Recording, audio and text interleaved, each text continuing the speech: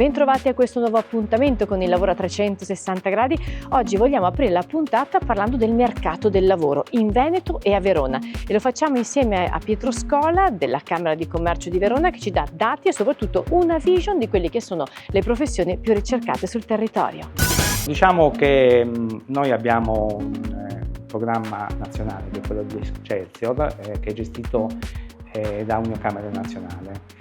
Questo fa un quadro di quelle che sono le domande di lavoro che provengono dalle aziende, provincia per provincia. Sono usciti i dati una quindicina di giorni fa e abbiamo in particolare quelli di Verona.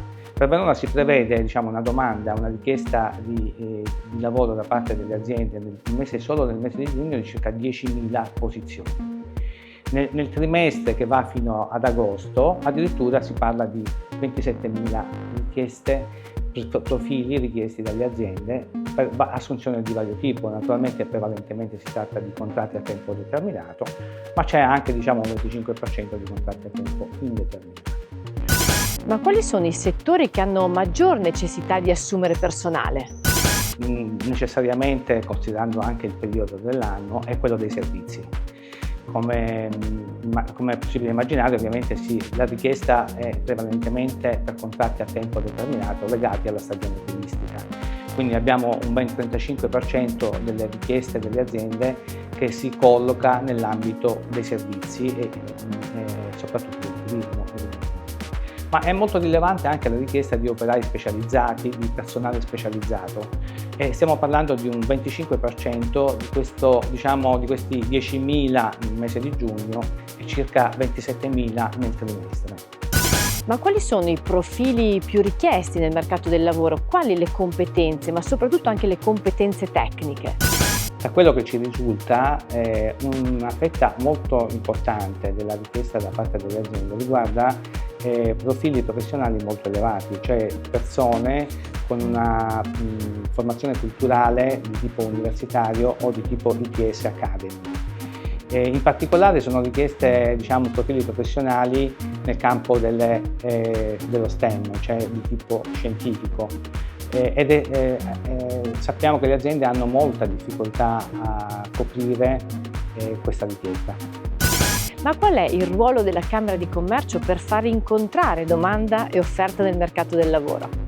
La Camera di Commercio da qualche anno si occupa anche di questa problematica, perché con l'ultima riforma le competenze delle Camere di Commercio sono state estese anche all'incontro tra domanda e offerta di lavoro. In questo ambito la Camera di Commercio di Verona ha avviato già da diversi anni una collaborazione con l'università e abbiamo messo a disposizione una piattaforma informatica realizzata dalla nostra società informatica Infocamere per poter facilitare il contatto tra quella che è la richiesta di profili professionali da parte delle aziende e la domanda di essere assunti da parte di soggetti, soprattutto ragazzi, giovani, studenti, ma non necessariamente, anche semplici disoccupati, attraverso appunto l'utilizzo di questa piattaforma informatica. Noi realizziamo ogni anno 2 eventi gratuiti insieme all'università attraverso l'utilizzo di questa piattaforma. L'ultimo si è concluso il 22 giugno di questo mese e la piattaforma è rimasta aperta per un intero mese, quindi dal 22 maggio al 22 giugno. Abbiamo capito quanto siano importanti le professioni, ma soprattutto le competenze STEM. Per questo oggi abbiamo incontrato Alessandro Farinelli, direttore del Dipartimento di Informatica dell'Università di Verona, al quale abbiamo chiesto che cosa significa per lui Human Connection in STEM.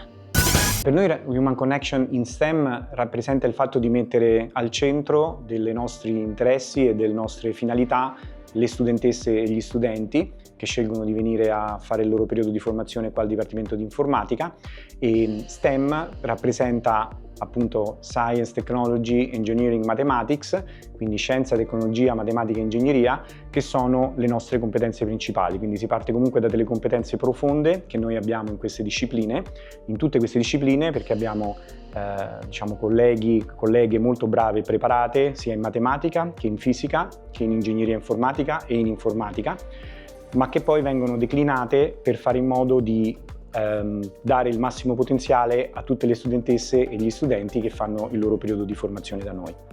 Cosa significa, cosa rappresenta la multidisciplinarità in informatica? Multidisciplinarietà significa essere in grado di parlare tanti linguaggi, quindi la scienza ha tanti linguaggi al suo interno. Noi crediamo che per poter avanzare a livello scientifico e tecnologico è importante riuscire a parlare diversi linguaggi. Un esempio classico per noi è quello della bioinformatica, è una disciplina su cui noi abbiamo investito molto, abbiamo una laurea triennale in bioinformatica e poi una laurea magistrale in medical bioinformatics, e l'idea è proprio di creare delle figure che siano in grado di avere delle forti competenze in informatiche, che rimane il centro di questa laurea, ma essere in grado anche di dialogare e parlare con scienziati che hanno una competenze in chimica, genomica, proteomica. Il Dipartimento di Informatica, una comunità internazionale con le relazioni personali al centro, un punto di forza, un punto di posizionamento, cosa significa? Il Dipartimento di Informatica è un luogo in cui i numeri sono molto importanti, ovviamente, perché si parla di scienza, di ingegneria, di matematica, di informatica. Tuttavia, quello che non sono numeri per noi sono gli studenti. Cerchiamo di avere una relazione sempre molto personale e diretta con gli studenti, e questo è molto importante anche perché il percorso formativo di uno studente o di una studentessa è un percorso formativo che deve essere flessibile e che deve permettere alla studentessa o allo studente di esprimere appieno le proprie potenzialità rispetto alle proprie competenze e le proprie capacità. Avere questo rapporto uno a uno, diciamo, con gli studenti per noi è un punto di forza, e abbiamo sempre investito su questo e continueremo ad investire su questo anche nel futuro. Sempre di più si sente parlare di intelligenza artificiale. Pensate, c'è un corso di laurea a Verona magistrale che prepara professionisti proprio su questo tema. Ne abbiamo parlato insieme ad Alberto Castellini. Il corso di laurea in magistrale in Artificial Intelligence prepara degli specialisti in intelligenza artificiale, che sono delle persone che hanno, diciamo, delle conoscenze approfondite su una serie di metodologie come ad esempio il machine learning, la pianificazione, il ragionamento automatico, una serie di metodologie appunto che sono fondamentali per l'intelligenza artificiale dei sistemi moderni. E quello che noi prepariamo su cui prepariamo gli studenti in questo corso di laurea è anche una materia che si chiama Explainable Artificial Intelligence, che si propone di far sì che i metodi sviluppati siano anche comprensibili dall'essere umano, quindi che possano spiegare le decisioni che questi agenti autonomi prendono. Si sviluppano dei corsi in due principali percorsi, uno più legato alla decision making, che sarebbe appunto presa di decisioni, e l'altra parte invece più legato alla percezione. Un percorso che anticipa il futuro e dialoga con il presente. Cosa significa? Percorso che anticipa il futuro e dialoga con il presente, perché oggi vediamo in tutte le nostre vite molte applicazioni di intelligenza artificiale, come ad esempio la guida autonoma, e sappiamo che molte delle sfide del futuro richiedono tecnologie avanzate, come ad esempio l'intelligenza artificiale. Un esempio su tutti è quello della sostenibilità ambientale. Sappiamo che abbiamo molti problemi da risolvere nel nostro futuro, e quello che speriamo è che gli studenti che verranno qui a studiare da noi possano formarsi anche per risolvere questo tipo di problemi, e quindi fornire delle soluzioni anche per la sostenibilità ambientale, ad esempio, che sarà uno dei problemi del nostro futuro.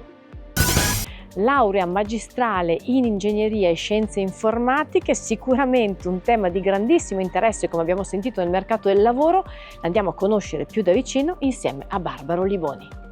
La laurea in ingegneria e scienze informatiche offre ampie competenze di base che permettono di affrontare e risolvere problemi legati alla ideazione, progettazione e sviluppo di sistemi informatici complessi.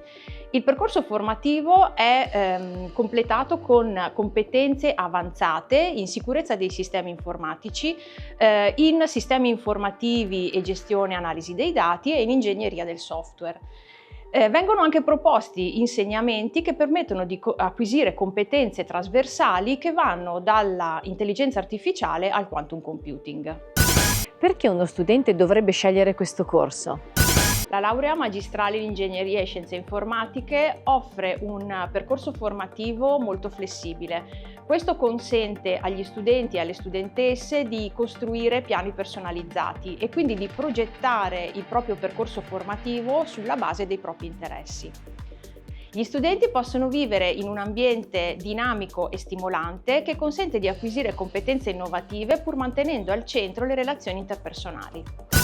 Una laurea magistrale in ingegneria e scienze informatiche, che sbocchi professionali può offrire?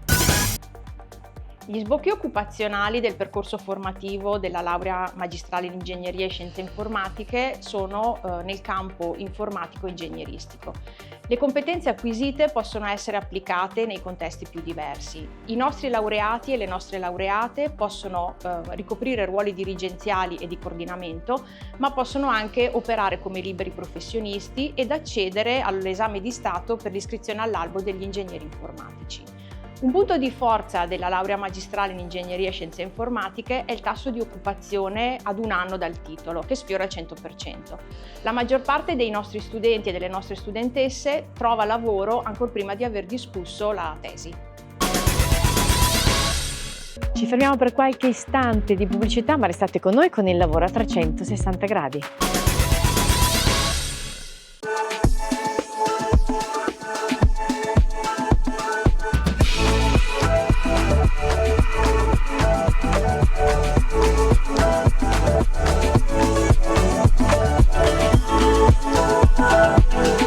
Dedicati ai tuoi occhi, la tua squadra, la tua scelta. A Verona, Benetti Ottica, da sempre. Siamo pronti per passare la linea a Samuele Nottegar e Andrea Montuschi per questo appuntamento di Pillole di HR. Il tema di questa settimana: troppi dati in un'azienda alle volte creano paralisi. Ascoltiamo. Ben ritrovati a Pillole di HR e soprattutto ai peccati capitali che mandano all'inferno i responsabili di risorse umane. Oggi parliamo di analisi e con l'analisi da paralisi, cioè abbiamo i dati ma non sappiamo cosa fare. Buongiorno Andrea. Buongiorno Samuele. Allora, come avviene che con l'analisi poi ci si fermi lì e non si vada avanti? Avviene perché i numeri sono affascinanti, i numeri sono divertenti. Quando si è fatta un'analisi, adesso parlo per i nerd come me, magari a te fanno schifo i numeri, non so. Tu sei un giornalista, magari sei più bravo con le parole, non lo so. Il numero però ha questo problema che si presta a questa analisi continua, no? Scavo e cerco magari di confermare qualcosa che già pensavo prima, non qualcosa di nuovo. Questo è il grosso problema. È per quello che si arriva alla paralisi.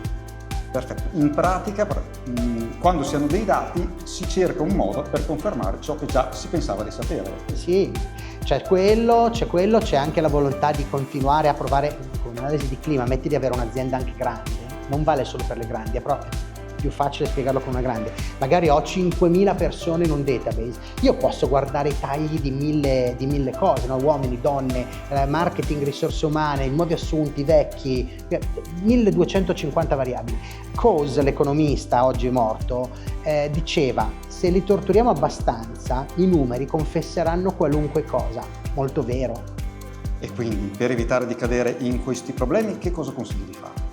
Consiglio di applicare una dote molto rara nei manager, l'umiltà, di cercare di approcciare i dati in modo agnostico, in modo non con dei preconcetti, per cui analizzo, mi fisso un timer. Questo è un consiglio pratico che do a molti miei clienti: mettetevi un timer magari di 2 ore, non di più, perché se vado oltre so che sto andando verso la paralisi, l'analisi che paralizza. Grazie Andrea e al prossimo appuntamento con Pillole di HR. Grazie a te. Si chiude anche questo appuntamento del lavoro a 360 gradi. Vi aspetto la prossima settimana per raccontarvi tante novità dal mondo del lavoro.